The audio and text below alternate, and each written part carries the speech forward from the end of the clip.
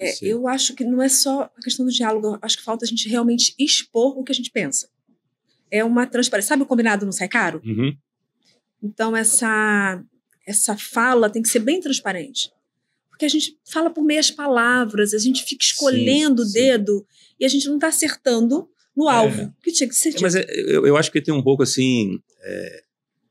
que é uma outra coisa que a gente gosta de discutir aqui, as pessoas têm medo de assumir que erram ou que não sabem fazer ou que têm problemas, né? Que eu acho que é um dos grandes problemas das pessoas terem problemas. É o medo de assumir que tem problema. Então você não quer sair daquela posição, né, de que tá certo. Não, de que você não sabe ou de que você não resolve ou de que, né? Então aí você acaba virando meias palavras e não se fala o que tem que ser dito, né? Esse diálogo é importante ter e você reconhecer que você realmente não sabe. Então, a grande maioria das vezes, o meu trabalho ele começa com um papo esclarecendo o porquê daqueles sintomas, o que está acontecendo, do ponto de vista fisioterápico, que é o meu trabalho, ele tem essa função, explicar o que pode ser feito, traçar um projeto, porque eu falo que tudo tem que ter projeto, você tem que ter um propósito onde você chegar, não adianta simplesmente você querer casar sem um propósito, querer ter uma relação sexual sem um propósito, você tem que fazer por um motivo. Né? E um tratamento também nesse sentido. Voltando ao que você falou que eu peguei isso como essa situação com a menina que tentou suicídio, durante a pandemia surgiu uma possibilidade de escrever um livro. Uma paciente falou assim, você queria falar sobre isso que você fala nas redes sociais de um livro, não? Aí eu fiz uma reunião com a editora, por vídeo, né? A gente estava no momento mais pandêmico de todos, e só tinha mulher na reunião. E não foi uma coisa planejada, mas o grupo editorial todo era feminino.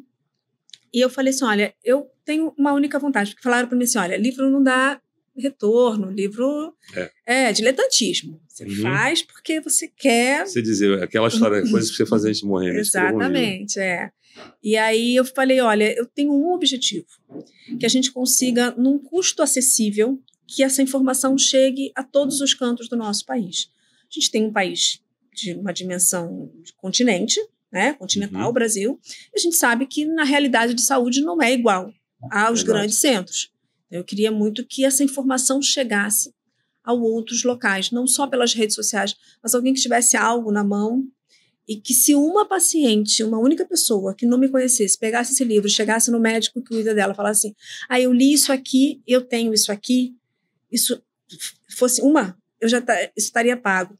E aí, com uma semana do livro lançado, a gente botou no grupo do WhatsApp, que a gente teve uma primeira pessoa que apareceu procurando o médico dela no interior de São Paulo, que ela falou assim, eu achei no seu livro as respostas que eu precisava e o meu médico entendeu que eu não conseguia explicar. Entendi. Porque é difícil também para a mulher chegar para o profissional de saúde e falar aquilo ali. A área de saúde ela é muito voltada à parte de obstétrica, não tanto a estudar a sexualidade. Então, às vezes, os profissionais lá da ponta, eles também não estão sabendo absorver aquela informação. O que você falou, as meias palavras também atrapalham essa comunicação. Então, a gente conquistou o objetivo do livro, assim, uma semana depois do livro publicado. Que legal, Foi parabéns. Muito bom para a gente isso. E aí eu estou entendendo, então, que você olhando com a experiência que você tem, existe muita confusão até do que as pessoas sentem, né?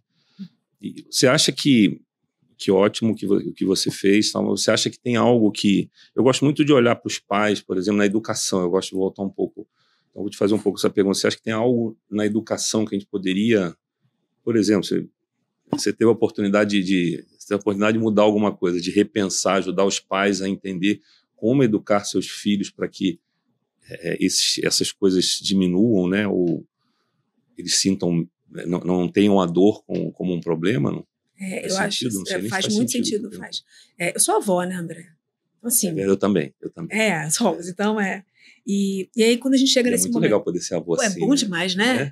A gente tá muito bem legal. E podendo curtir, né? E tá falando disso, tipo assim, de você falar de educação e você tá já na segunda geração. Na segunda geração, né? Porque você já olha para isso com um outro peso. Sim. É o peso do prazer, mas agora o que eu posso contribuir? Né? Mais leve. E tem a coisa de você ser responsável, não sei se já passou por você, mas você fala, cara, eu estou criando quase uma uma linhagem, né? Você realmente vê a sua linhagem ali acontecendo. É muito bom, né? É inexplicável. É inexplicável. Além da fofura, né?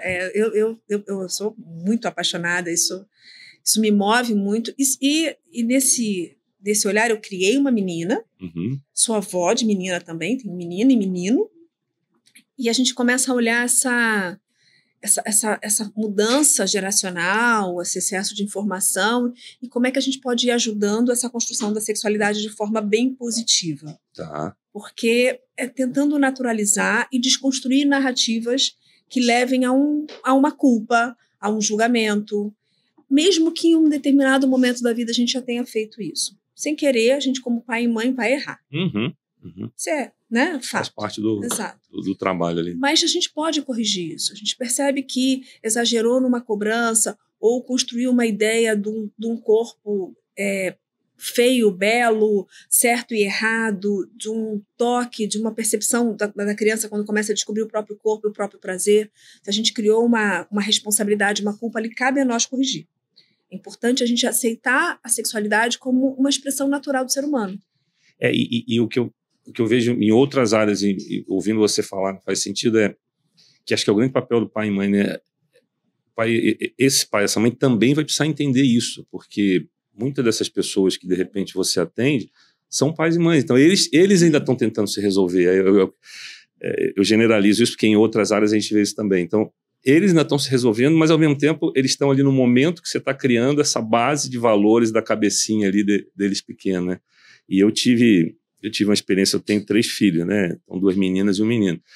E é uma experiência muito interessante, porque isso que você falou dos cuidados, você me fez lembrar alguns momentos Porque uma coisa, às vezes, você vê um menino, fala uma situação, e você tem aquela coisa do menino, e aí vem a menina, fala a mesma situação, e você fala, não, mas... E aí, de repente, eu falei, mas como é que agora eu cuido de um? Como é que eu ajusto interesses para que sejam... sua fala seja equivalente para os dois, né? Então, não vou nem aqui dizer que longe de que eu acho que eu tenha feito certo ou errado, eu acho que errei muito, mas uma coisa eu posso dizer, eu fui buscando conhecimento e corrigindo.